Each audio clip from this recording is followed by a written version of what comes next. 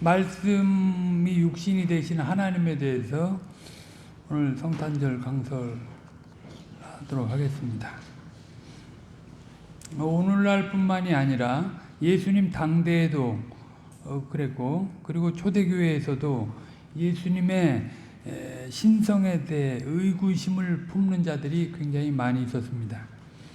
예수님은 훌륭한 선생님이다, 성령과 같은 인물이다 하는 등의 사상이 그때나 지금이나 매일 반으로 존재하고 있는 것입니다. 물론 이런 자들은 육신적인 시각에 갇혀서 그렇거나 아니면 자기도 모르게 세상적이고 사단적인 사상에 취해 있기 때문에 그런 태도를 보이는 것입니다. 특히 현대는 그리스도의 신성에 대해서 전면적으로 부정하는 그런 신학이 판을 치고 있습니다. 철학의 세계가 현상 세계, 곧 감각기관적인 지식이 가능한 세계로 국한되어 있어서 그의 영향을 받은 신학들이 이런 일들을 하는 것입니다.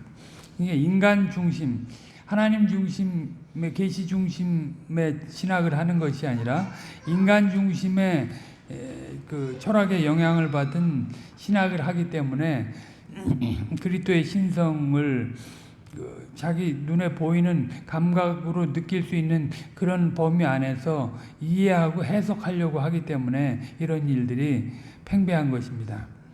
그러니까 경험적 지식과 과학적인 지식이 적용될 수 있는 한도의 그 세계만을 인정하려고 하는 사고에 의해서 기독교도 해석이 되고 그리스도의 신성도 해석이 되고 그리스도의 오심도 그렇게 해석을 하고 있는 실정인 것입니다. 그래서 예수 그리스도에 대해 사람인 이상, 그 이상도 아니고 사람인 이상도 아니고 사람 이하도 아닌 것으로 추적해서 살피는 것입니다. 이렇게 되니까 하나님이 없이 하나님을 연구하는 아주 기이한 일들이 일어나고 결국 이 고통스러운 세상을 어떻게 극복하는가 할 때 허무주의나 쾌락주의 그리고 금욕주의적인 구원을 추구하는 일들이 허다한 것입니다. 성탄절에 대해서도 그저 인본주의적인 하나의 축제로 여기고 즐기며 휴일로서 어떻게 사람이 즐겁게 지내고 재미있게 지내는가에 대해서만 관심을 갖고 있는 것입니다. 성탄절의 진정한 감격이나 하나님께 영광을 돌리는 것들이 이제 삶의 현실 가운데 나타나 있지 않는 것입니다. 우리가 알다시피 성탄절은 세상을 구원하기 위한 하나님의 오심을 찬양하는 날입니다.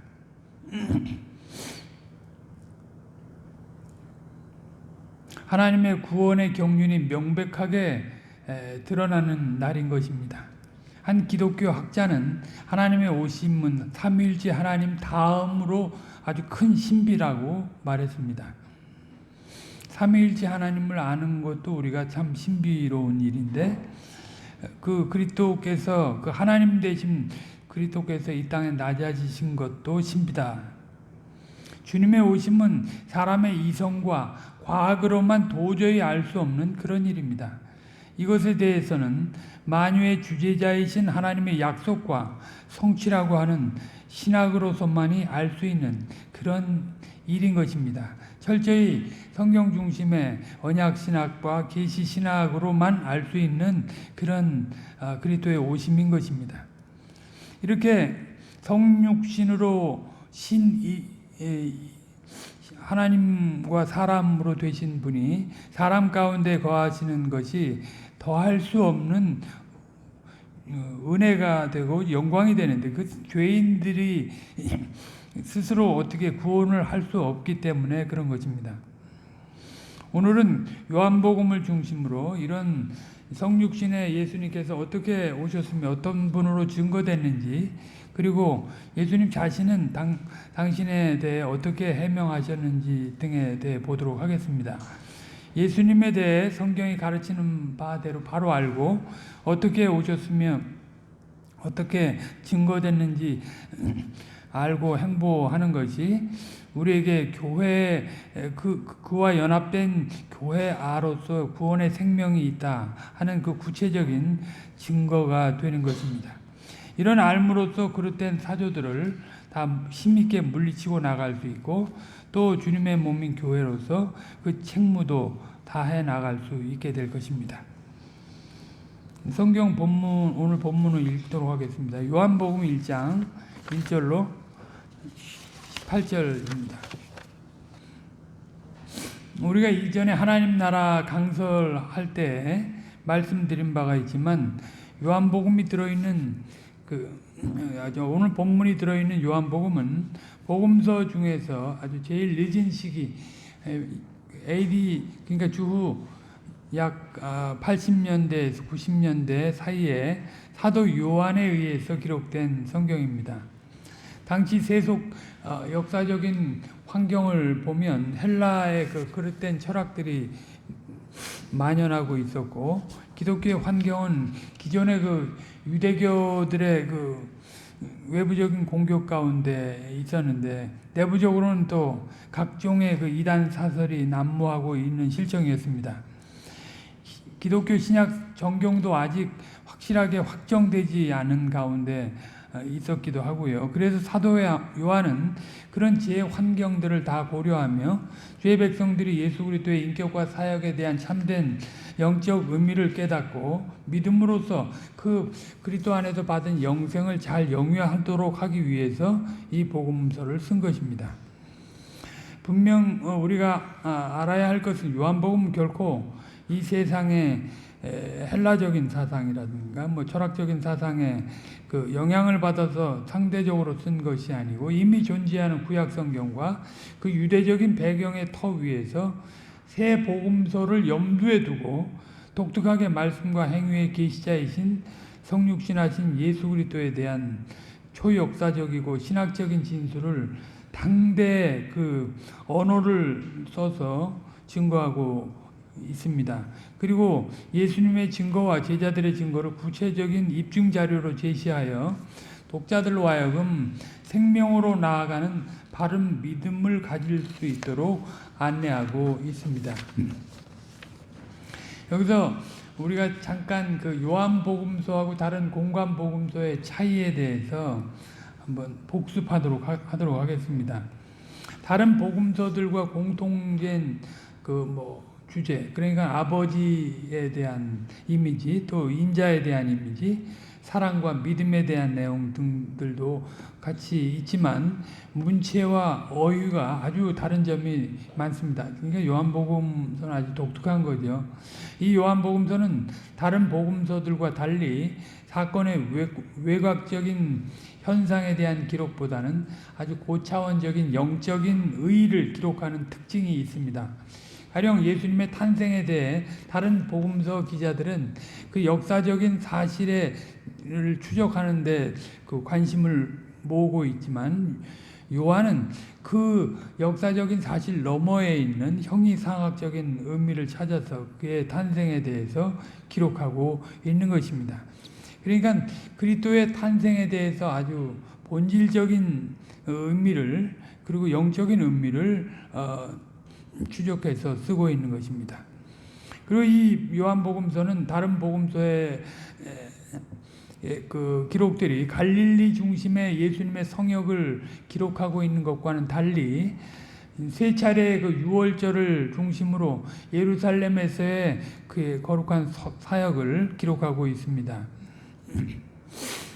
이에 대한 기록이 거의 대부분을 차지하고 있습니다. 예수님 수세 후에 제자들을 부르신 다음에 갈릴리로 잠깐 오시는 내용이 기록되어 있긴 하지만 거기에 국한되어 있지 않고 주로 예루살렘에서의 사역이 이 요한복음서에 아주 많이 기록되어 있는 것입니다. 뿐만 아니라 다른 복음서들이 세례자 요한의 그 투옥 이후에 예수님의 활동을 중심으로 쓰고 있는 반면에 요한복음은 세례자 요한의 그 투옥 이전의 사역도 다 자세히 기록하고 있습니다. 또한 요한복음서에는 원수들에 대한 원수들과의 그 논쟁에 대한 부분을 길게 다루고 있는데 반해서 다른 복음서에서는 그렇게 길게 다루고 있지 않습니다.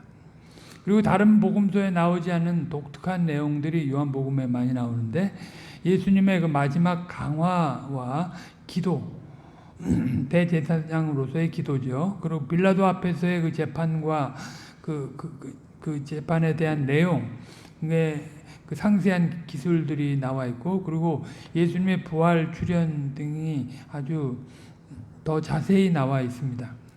물론 이렇게 다른 복음서와 다른 면들이 많이 있다고 해서 요한복음서가 다른 복음서보다 더 우월하다는 그런 뜻은 아니고요. 이미 쓰여진 다른 복음서들의 내용을 고려하면서 당시의 신학적이고 역사적인 환경의 문제를 풀어서 섭리 가운데 그것들과 조화를 이루고 균형을 갖추는 그런 복음서의 내용을 썼다 하는데 우리가 큰 의미를 찾으면 될 것 같습니다. 근본적인 면에서는 불일치되는 게 없지만 공관복음서만으로는 주님의 지상생애 사역에 대해서 다 얻을 수 없는 것을 이 요한복음서가 충분히 나타내고 있다 하는 것을 생각하면 될 것입니다. 그래서 어떤 사람은 말하기를 공관복음서는 예수님의 사진을 우리에게 보여줬지만 요한복음은 예수님의 초상화를 우리에게 주었다. 그렇게 비유로 말을 했습니다. 이제 오늘 본문의 말씀을 중심으로 또 자세히 보도록 하겠습니다. 본문의 그 말씀은 요한복음 전체의 그 서론적인 부분인데요. 이 내용이 세 부분에서 생각해 보면 한 6가지로 분류할 수 있습니다. 첫째는 1절로 3절. 말씀의 그 선제성과 신성성 그리고 창조주 되심으로서의 말씀에 대해 기록하고 있고요. 둘째는 4절로 5절. 그 말씀에 생명이 있고 이 생명은 사람들에게 빛이 되지만 사람들이 그걸 깨닫지 못했다 하는 것입니다. 셋째는 6절로 8절인데 세례자 요한에 대한 내용이 나오고요. 세례자 요한은 빛이 아니고 이 빛에 대해서 증거하는 자로 왔다 하는 것입니다. 그리고 넷째는 9절로 13절 말씀인데 참 빛이 세상에 비추되 세상이 그를 알지 못했고 자기 땅에 왔지만 자기 백성이 영접지 아니했다 하는 내용을 담고 있습니다. 그러나 영접하는 자에게는 하나님의 자녀가 되는 권세를 주셨고 그 영접하는 자는 곧 하나님께로부터 난 자라 이렇게 증거했습니다. 그리고 다섯째는 이제 14절 말씀인데 말씀이 육신이 된 것에 대한 아주 개괄적인 그 해명을 하고 있습니다. 아버지의 독생자의 영광이라고 하고 은혜와 진리가 아주 충만하다고 했습니다. 그리고 여섯째는 15절로 마지막 18절까지인데 세례자 요한이 예수 그리스도에 대해서 증언하는 것입니다. 그 1절로 14절까지의 그 서론적으로 말한 내용을 이제 구체적으로 적어 나간다 하는 것을 알 수 있습니다. 이제 차례로 이상의 내용들을 보도록 하겠습니다. 먼저 말씀의 선제성과 신성성 그리고 창조주 되심에 대해 보도록 하겠습니다. 여기에 그 말씀은 사도 요한이 헬라 문화에 익숙한 사람들에 대해 아주 로고스라고 하는 그 단어를 써서 예수님의 그 선제성과 신성성 그리고 그분의 창조주 되심을 증거합니다. 예수 그리스도를 이렇게 로고스라고 칭하는 것은 이 로고스가 이제 말씀이잖아요. 그가 하나님의 뜻 자체이시며 또한 하나님의 뜻을 계시하는 분이시기 때문에 그렇다 하는 것입니다. 많은 사람들이 예수 그리스도에 대해 그저 사람의 아들로 보거나 아니면 그 세상의 그 영지주의적인 아직 영지주의가 그 구체적으로 자리 잡은 시대는 아니죠. 1세기 중반, 2세기 중반이나 돼야 영지주의가 아주 판을 치게 되는데 지금은 1세기 말이지 않습니까? 그러니까 그 영지주의적인 그런 유출설의 근거에서 피조된 존재 중에서 뛰어난 존재라고 하는 그런 인식들이 많았습니다. 그런데 이제 그런 게 아니고 그분은 모든 것의 시작이라고 할 수 있는 그런 분이고 그 태초 그 여기서 말하는 태초가 아주 창세기에서 말하는 태초 이전의 내용이 되는데 그때부터 존재하는 분이시고 또한 그분은 하나님과 동등되는 분이시다 하는 것, 그리고 또 하나님이시다 하는 것을 나타내고 있습니다. 이게 얼마나 당시 헬라 철학의 사상의 영향을 받아서 그리스도에 대해 신성성을 부인하는 내용들이 얼마나 많았으면 이게 이제 그분의 그 신성성에 대해서 첫머리에 이렇게 대바람에 이렇게 증거하는지 알 수 있는 것입니다. 예수 그리스도에 대해 예수 그리스도가 이제 만물을 다 창조하신 분이고 그가 없이 지어진 것이 하나도 없다 하는 것을 나타내고요. 예수 그리스도에 대해 에덴 동산에서 약속되셨고 아브라함에게 1차로 준비되어 계시되었으며 이스라엘과 선택과 소명으로 더욱 준비되다가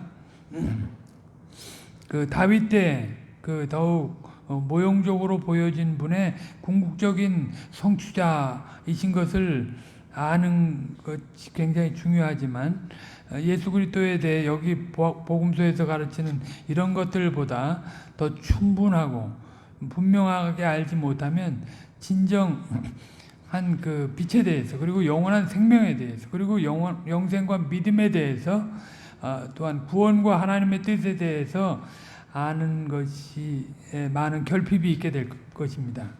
그러면 보다 명료한 빛에 거하지 못하고 능동적이고 역동적인 삶을 사는 것에서 많은 장애를 누릴 수밖에 없습니다. 사도 요한은 이런 것에 대해 다 주님의 그 가르치심, 그 표적적인 가르치심과 그분의 중보적 기도로 받아서 누리고 있기 때문에 이것을 아주 확실하게 논증하고 있는 것입니다.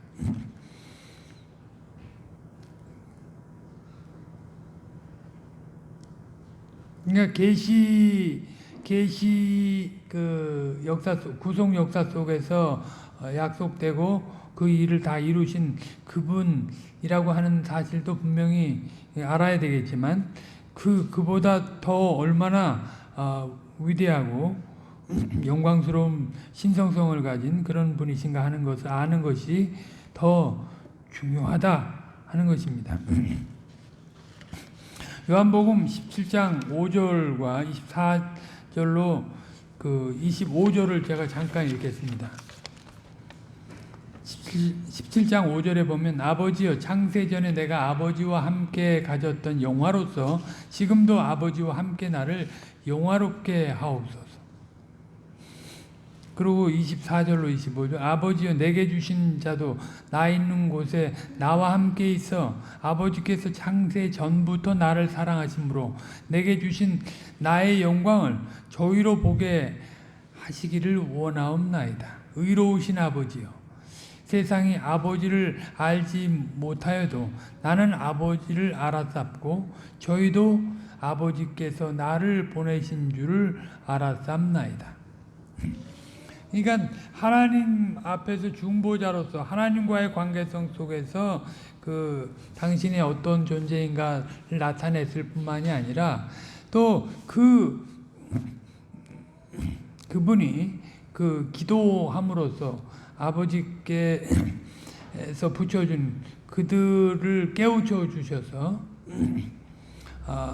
이런 사실을 알게 된다 하는 것입니다. 그러니까 요한이 그런 주님의 표적적인 가르침과 기도로 이런 내용들을 알고 가르치는 거지 결코 당시의 헬라적인 배경, 종교적인 배경을 생각하고 그걸 염두에 두고 성경만 가지고 그렇게 한 게 아니고 실제적으로 주님의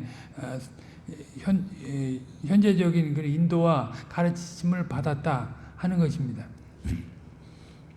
이게 굉장히 중요합니다. 이 내용이 왜 그러냐면 우리가 개혁신학이 삼위일체 신학이라고 믿잖아요. 높이 되신 그리스도께서 지금 성신으로 말씀과 성신으로 우리를 통치해 가시는데 우리를 지금 그 신성한 하나님이신 그리스도께서 성신으로 우리를 인도해 가시는 사실을 날마다 내가 체득하고 체화하지 않으면 이게 이제 그 신학이라고 하는 게 다 무용한 것이 되는 거예요. 꼴통품과 같이 되는 것이죠. 그분은 우리 가장 기본적인 관계, 목자와 양의 관계에서 우리를 불러내시고 매일매일 할 일을 알리시고 인도해 가신다는 거예요.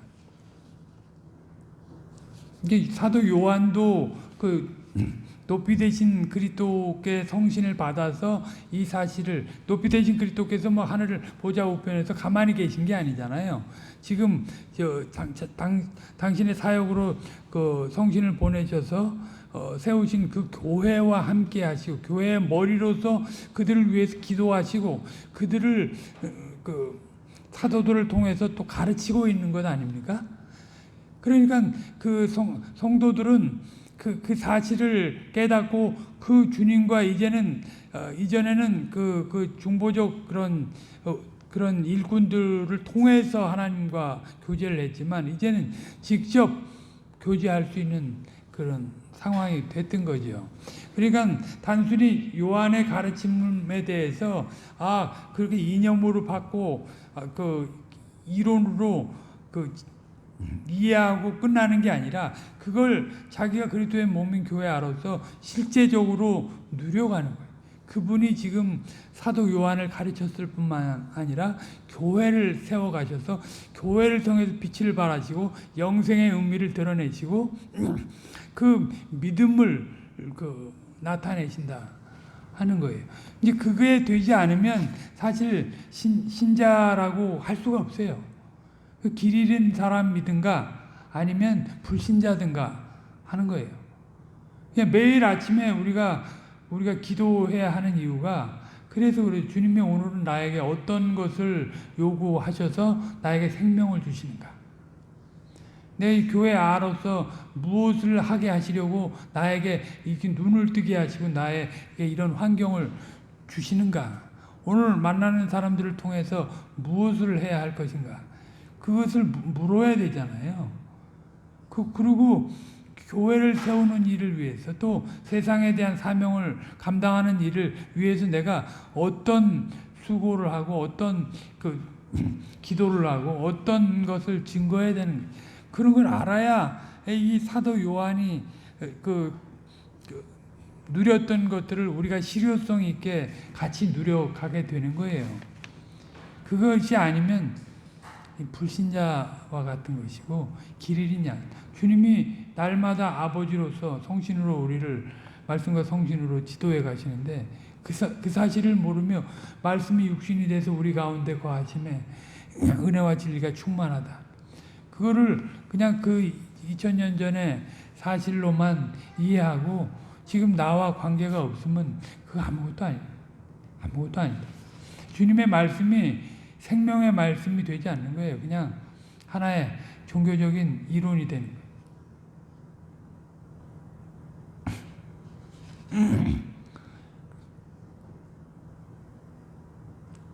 지금 성신의 인도를 쫓아서 그 말씀에 대해서 해명을 하는 거잖아요. 요한이. 그 말씀의 기원과 또 말씀의 신성성, 그분의 그 창조주 되신 그거를 분명히 증거하는 거죠. 그분이 창조만 하고 뒷짐지고 계신 분이 아니고 지금 타락했음에도 불구하고 이제 당신의 영원한 경륜 가운데 그 일을 이루시기 위해서 역사를 섭리하셨고 때가 돼서 오셨다. 그분의 기원은 이 세상의 태초가 아니라 그 영원한 태초가 된다 하는 사실을 증거하는 거예요. 그 다음에 이제 둘째로 그 말씀 안에 생명이 있다는 것과 그것이 사람들의 빛이 된다는 거죠. 4절 5절인데 여기서 생명이 있다는 말은 그저 생물학적인 생명이 있다는 것이 아니라 생명의 근원이 거기 있는 것이며 거기에만 영원하고 궁극적인 생명이 있다 하는 것을 나타내는 것입니다. 그러니까 이것은 아주 영적인 생명을 나타내는 것입니다. 말씀이신 예수 그리스도께서 생명 그 자체요, 생명의 발휘자이기 때문에 세상의 모든 어둠을 물리칠 수 있는 빛이시라고 하는 것입니다. 다시 말해서 죄로 인해서 빛 대신 하나님과 관계가 끊어져서 흑암의 그 죄책과 죄의 오염 속에 떨어져서 소경으로 안매한 지경에 있는 모든 자들에게 빛을 비추셔서 생명을 주실 수 있는 분이시다 하는 것을 나타내 보이고 있는 것입니다. 빛을 비추셨다 하는 것은 이 세상에 오셨다 하는 것을 다른 표현으로 하는 것입니다. 결국 그 신성을 가진 분이 육신을 입고 오셨다 하는 그런 의미가 되는 거죠. 그래서 사도 요한은 요한일서에서 이 육체로 오신 하나님에 대해서 시인하지 않는 자마다 미혹의 영에 속한 자다. 신성을 너무 강조해서 인성을 부정하는 자들도 또한 악한 자들이다 하는 것을 알 수 있습니다. 한편으로 그분은 신성을 가지신 분이시지만 또 육체를 입으셨다는 걸 부정하는 것도 그 미혹의 영의 그 가운데 있는 거다.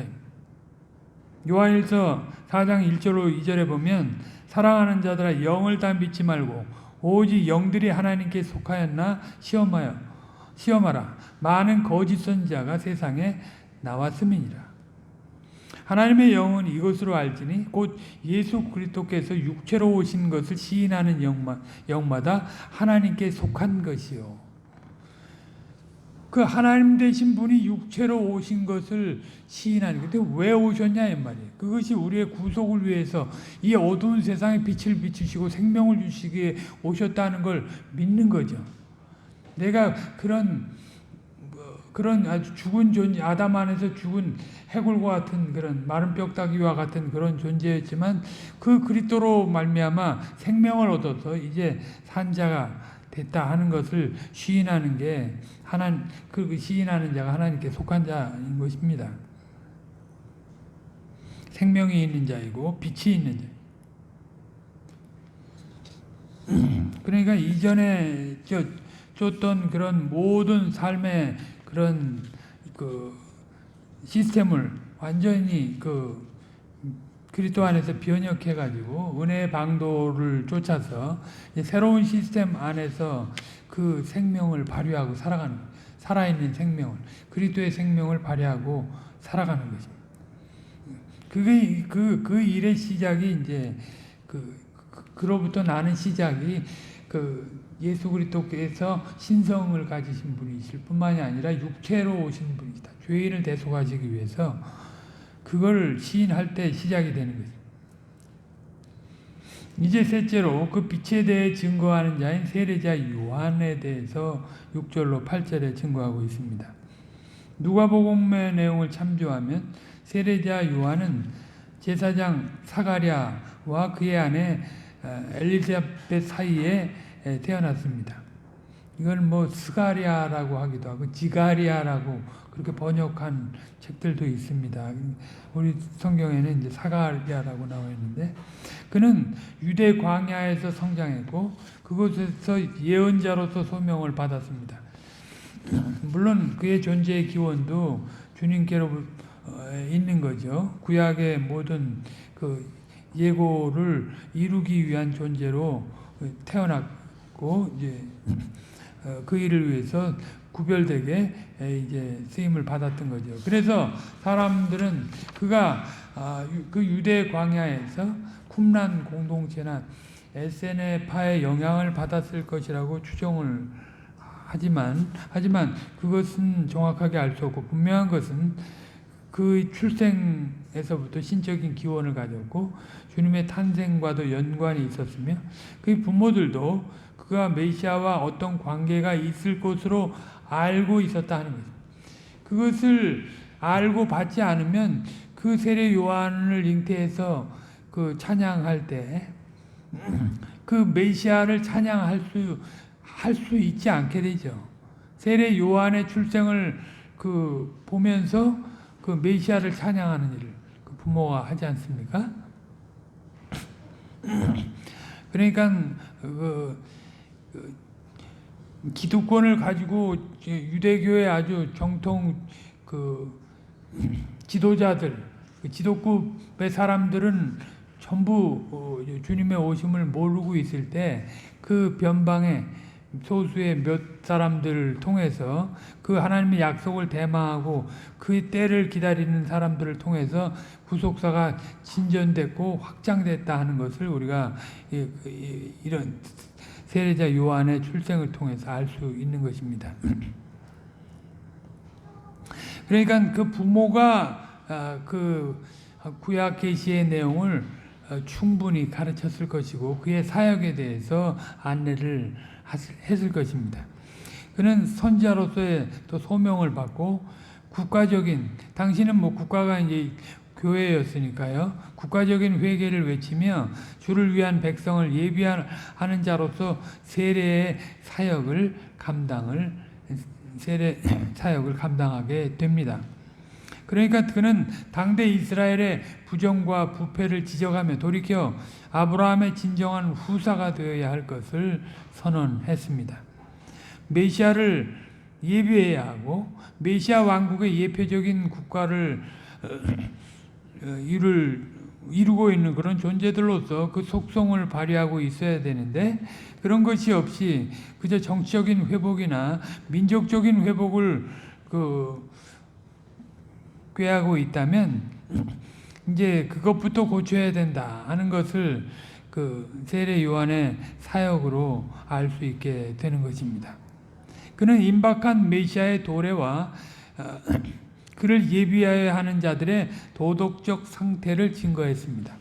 이게 세례자 요한의 사역은 사실 오늘날 이 국가에 대해서 사역하는 거하고는 차원이 다른 얘기예요. 국가 교회로서 있었기 때문에, 그러니까 오늘날로 치면 교회 안에서 그 교회 사회가 메시아를 예비할 자들로서 어떤 심성적 태도를 가지고 있고 어떤 행실을 보여야 하는가 하는 것을 일깨운 거예요. 그러니까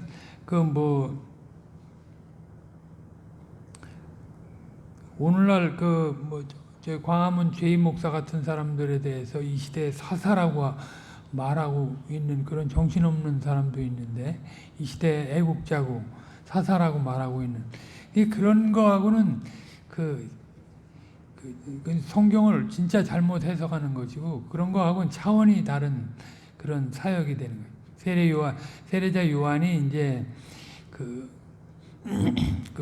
나라의 왕에 대해서 국민에 대해서 사역을 한 것에 대해서 우리가 바른 안목을 가지고 이해를 하고 있어야 된다. 아니면 국가에 대해서 테러리스트가 될 수밖에 없어요. 이상하게 진짜 교회 안에서의 사역이 무엇인지 알지는 못하는 것입니다. 그러니까 그 임박한 메시아의 도래와 그를 예비하여야 하는 그런 자들의 도덕적 상태가 어떠해야 하는가를 명백하게 제시한 것입니다. 물론 자기 자신은 그 빛이 아니고 자신의 사역은 그 메시아와 비교할 수 없는 엄청난 차이가 있다는 것을 말하면서 메시아의 영접의 준비를 시키는 일을 한 것입니다. 백성들이 그 일에 충실하도록 한 것입니다. 이스라엘이 지금 존재해야 될 이유가 문자적 이스라엘, 역사적 이스라엘이 그것을 준비해야 그들이 존재해야 될 이유가 그들에게 약속된 메시아를 준비하는 그런 일을 하고 있어야 했기 때문에 그런 것입니다. 세례자 요한은 철저하게 구약적인 용어를 사용하여 자신의 그 사역을 입증하고 그리스도의 오심을 예비하고 있는 것입니다. 사도 요한은 이제 다시 4절 5절에서 말한 빛에 대해 여기 그 다음 부분 9절과 13절에서 더 구체적으로 말하고 있습니다. 그 빛이 참 빛으로 이 세상에 왔다 하는 것입니다. 그러나 세상이 그를 알지 못했다고 했습니다. 왜 몰랐겠는가? 자기들이 생각하는 빛이 아니고 자기들이 소망했던 그런 빛이 아니었기 때문에 눈을 뜨고 있었지만 소경과 같이 보아도 알 수 없는 그런 상태에 있었습니다. 그 알지 못하는 상황에 대해 좀 더 확실하게 해명을 하고 있는데, 자기 땅에 오매 자기 백성이 영접지 않았다 하는 것으로 나타냅니다. 여기서 자기 땅이라고 하는 것은 자기 소유를 가리키는 것인데, 특별히 좀 더 하나님의 특별한 소유라고 하는 것을 나타내는 표현입니다. 세상 전체가 그분의 지으심으로 존재한다면 다 그의 것인데, 그 중에서 자기의 것이라고 할 수 있는 땅에 오셨다 하는 것입니다. 그것은 물론 이스라엘 땅에 오신 것입니다. 그런데 그 특별한 존재들이 그 약속된 그 그리스도를 받아들이지 않았습니다. 영접하지 아니했다는 것은 12절에 보면 그 이름을 믿지 않았다 하는 것과 똑같은 뜻입니다. 실제로 분명히 그들이 인지할 수 있도록 오신 것이지만 저들은 그에 대해 약속된 메시아로 전혀 신뢰하지 않은 것입니다. 그러니까 위대한 선생으로 혹은 선지자로서는 인식하고 있었지만 신성을 가진 하나님의 약속대로 오신 구속자로서 그 사역을 하시는 분으로는 받아들이지 아니한 것입니다.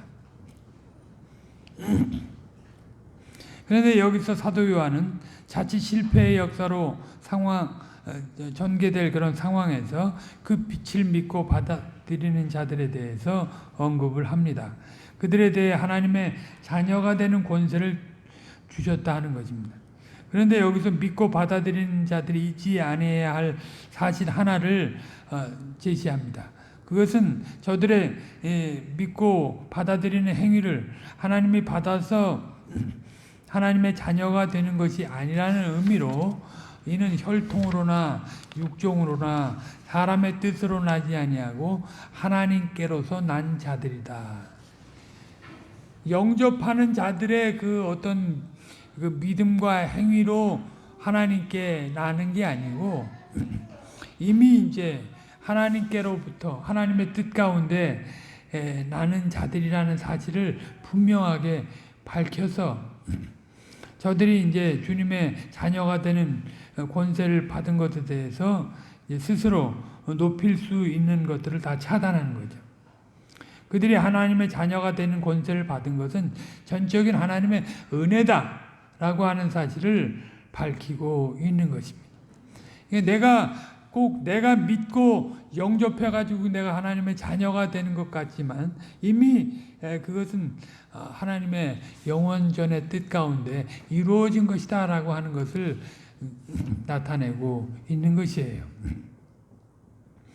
이제 사도 요한은 다섯째로 14절에서 그간의 그 4절부터 13절까지 구체적으로 이야기한 것에 대한 결론을 맺고 있습니다. 선제성이 있고 신성성을 그 하나님과 동등하시고 만물에게 생명을 주신 그 창조주가 참 빛으로 그 육신을 입고 이 세상에 오셨다는 의미로 밝히고 있는 것입니다. 구약의 출애굽의 이스라엘이 광야 장막 생활 중에서 하나님의 성막으로 저들과 함께 하신 것처럼 육신을 입으시고 우리 가운데 거하신다 하는 것이고, 그것은 아주 영광스러운 것으로서 우리가 보니 아버지의 독생자의 영광이다 하는 것과 은혜와 진리가 충만하더라 하는 것입니다. 믿음의 눈이 아니면 볼 수 없는 그런 일이 이 세상에 오신 그리스도 안에 있다는 것을 밝히고 있는 것입니다. 외형으로 볼 때 예수 그리스도는 목수의 아들이고 실제로 사생자와 같은 존재이고, 그의 삶이라고 하는 것도 아주 누추하게 보이며 그의 일이라는 것도 아주 없는 자들과 고통당하는 자들과 병든 자들과 무엇에든 사로잡힌 자들과 함께하다가 결국 십자가에서 죽임을 당한 자로 나타나 있지만 그 안에 독생자의 영광이고 은혜와 진리가 충만하다는 것을 나타내고 있는 것입니다. 사실 그 모형적인 그 성막의 구조를 봐도 제일 껍데기가 뭡니까? 해달의 가죽이에요. 해달의 가죽. 해달의 가죽, 그 시커멓고 그 안에 무슨 영광이 있을까 생각할 수 있는. 그 고운 모양도 없고 흠모할 만한 것도 없는 그런 모습으로 이미 모형적인 역사, 저들 가운데 그 모형적으로 그 당신의 함께하심을 나타내 보인 역사 가운데서도 보여주셨다. 그런데 이제 믿음의 눈이 가진 사람들은 그 실체를 보고 그 안에서 은혜와 진리를 느끼게 되는 거, 그 안에서 평안과 자유를 누리게 되는 것입니다.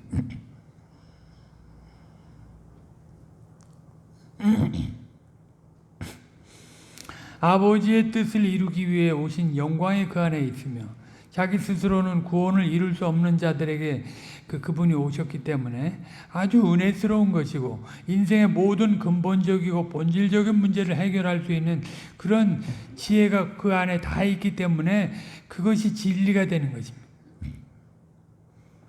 이 세상에서 뭐 이제 인본주의 종교들이 결코 얻을 수 없는 것을 그 그리스도께서 다 가지고 오셨고 얻을 수 있게 하셨기 때문에 그것이 이 세상에서 유일한 진리가 되는 거죠.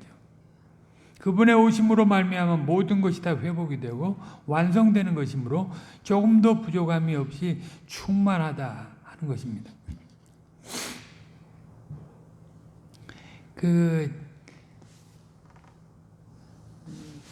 누가복음에 이제 나와 있는데 2장에 나와 있는데 그 지극히 높은 곳에서는 하나님께 영광이요 땅에서는 그 기뻐하심을 입은 자들에게 평화다 하는 내용이 나오는데 그분이 십자가를 지러 들어갈 때 이제 예루살렘 입성할 때 호산나 그 어린 아이들의 찬양 속에서도 그 동일한 내용이 나옵니다.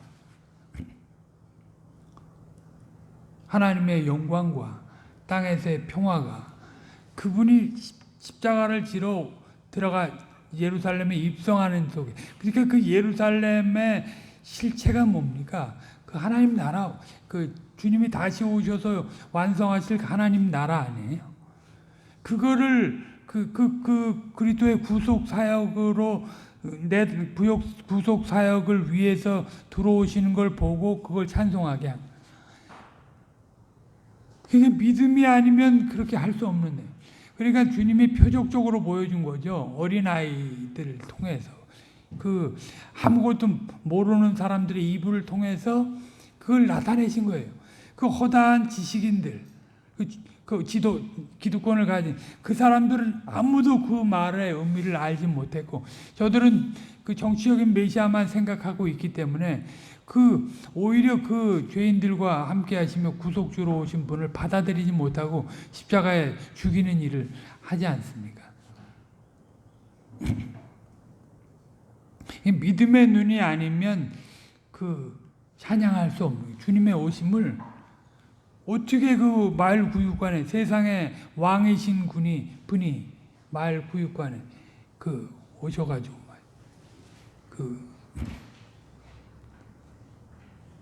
그걸 믿음의 눈이 아니고서는 이미 약속된 말씀이 아니고서는 그걸 어떻게 받아들일 수 있겠습니까? 그러니까 그리스도의 다시 오심으로 이제 재림을 소망하는 자들이 이제 그거를 사실 동일하게 고백을 하게 되는데 지극히 높은 곳에서는 하나님께 영광이고 이 땅에서는 기뻐하심을 입은 자들의 평화라고 하는 것이 그리스도의 다시 오심으로 완성되는 거예요. 그리스도의 첫 오심으로 그것이 시작이 됐고 다시 오심으로 완성이 되는 거예요. 그걸 믿음으로 바라보는 자들이 이제 모든 대적자들의 그 회방과 적그리스도들의 그 핍박과 배교의 그 상황 속에서 능히 이기고 믿음으로 살아갈 수 있게 되는 것입니다. 신비한 일이죠, 그것이. 사도 요한의 이런 식의 논리는 그 스스로 만든 게 결코 아닙니다. 세상에 영향을 받은 것도 아니고 아까 말씀드렸듯이 이런 식의 논리 전개는 구약의 가르침으로부터 배운 것이고 그에 대해 적응하는 것으로서 이제 가르치신 주님의 교훈으로부터 알게 된 것입니다. 이 내용이 이사야서 40장 33절로 8절 말씀을 그 부분은 제가 읽겠습니다. 외치는 자의 소리여 가로되 너희는 광야에서 여호와의 길을 예비하라. 사막에서 우리 하나님의 대로를 평탄케 하라. 골짜기마다 도두어지며 산마다 작은 산마다 낮아지며 고르지 않은 곳이 평탄케 되며 험한 곳이 평지가 될 것이요 여호와의 영광이 나타나고 모든 육체가 그것을 함께 보리라. 대저 여호와의 입이 말씀하셨느니라. 말하는 자의 소리여 가로되 외치라. 대답하라. 대답하되 내가 무엇이라 외치리이까. 가로되 모든 육체는 풀이요 그 모든 아름다움은 들의 꽃 같으니 푸른 마르고 꽃은 시듬은 여호와의 기운이 그 위에 불미라. 이 백성은 실로 풀이로다. 푸른 마르고 꽃은 시드나 우리 하나님의 말씀은 영영이 서리라. 이사야는 광야에 외치는 자의 소리에 이은 여호와의 영광의 나타남과 그것을 말씀한 하나님의 진리를 증거하는데 사도 요한이 지금 여기서 같은 논조로 증거하고 있는 것입니다. 마태도 그런 동일한 논리 전개를 피는데요. 마태복음 3장 1절로 17절은 나중에 참조하시기 바랍니다. 그리고 주님이 이런 논리 전개를 하게 할 수밖에 없도록 그 구약의 성취하러 오신 주님께서 그에 대해서 아주 자세히 자신의 사역과 관련해서 가르쳤습니다.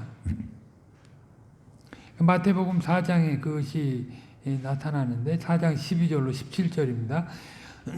예수께서 요한의 잡힘을 들으시고 갈릴리로 물러가셨다가 나사렛을 떠나 스불론과 납달리 지경 해변에 있는 가버나움에 가서 사시니 이는 선지자 이사야로 하신 말씀을 이루려 하심이라. 일러스되 스불론 땅과 납달리 땅과 요단강 저편 해변길과 이방의 갈릴리여. 이것이 이제 이사야서 9장 1, 2절에 예고된 내용이 성취된 것인데 흑암에 앉은 백성이 큰 빛을 보았고 사망의 땅과 그늘에 앉은 자들에게 빛이 비추었도다 하였느니라. 이때부터 예수께서 비로소 전파하여 가라사대 회개하라 천국이 가까웠느니라.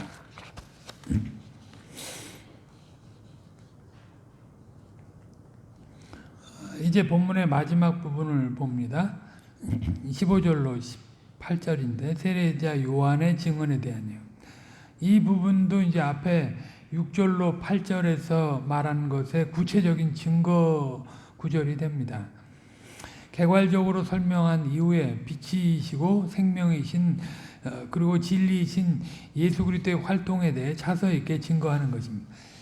사도 요한의 그 논리 전개는 항상 그래요. 맨 처음에 우리 요한일서를 볼 때도 그랬지만 처음에 개괄적으로 딱 얘기한 다음에 그것에 대해서 아주 상세하게 구체적으로 증거합니다.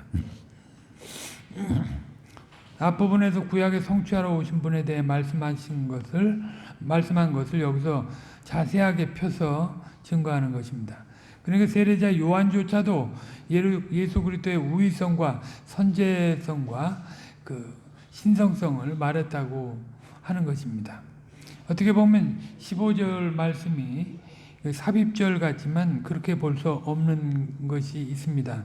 의도적으로 인용해서 쓰고 있다 하는 것을 우리가 알면 될 것입니다. 세례자 요한이 구속사 안에서 계속적으로 우리에게 증거하고 있다 하는 것을 나타내 보이는 것입니다. 그리고 14절에서 매듭지어 말한 것을 다시 연계해서 그의 완전성 안에서 더해지는 은혜를 받는다고 하여서 은혜 위에 은혜라 하는 말을 쓰고 있습니다. 그의 오심으로서만도 은혜가 되는데 그로 말미암아 계속해서 은혜를 받아 누리게 되는 것이기 때문에 이렇게 말하고 있는 것입니다. 실로 교회원의 삶의 시작도 그렇고 진행도 그렇고 완성도 옛것 위에 새 것을 더하시는 다 하나님의 은혜로서 되는 것과 마찬가지입니다. 그런데 이제 17절에서 벼랑간 이제 율법과 은혜를 대조하는 내용이 나오는데 왜 그런 것입니까? 구속사 안에서 율법과 은혜의 구별됨에 대해 바로 알게 하기 위해서 이렇게 증거하고 있는 것입니다. 결국 율법이 잘못된 것이 아니라 은혜 위에 은혜를 누리는 것이지만 율법의 용도와 은혜의 차이가 분명히 있다 하는 것을 여기서 알려주는 것입니다. 이것으로 실체로서 오신 그리스도의 은혜와 진리의 부요함에 대해 더욱 부각시키고자 하는 것입니다. 그리고 구경륜 하에서 하나님의 일하심과 그리스도로 말미암는 그 신경륜 안에서의 그 그리스도의 일하심을 그 극명하게 대조하고 나타내는 것이다 하는 것입니다. 그리고 이제 하나님의 주권에 대해 18절에서 보이고 있는 것입니다. 이제까지 본대로 사도 요한은 먼저 예수 그리스도께서 그리스도이시며 하나님의 아들이라는 내용을 증거하기 위해 예수님에 대해 소개하고 있습니다.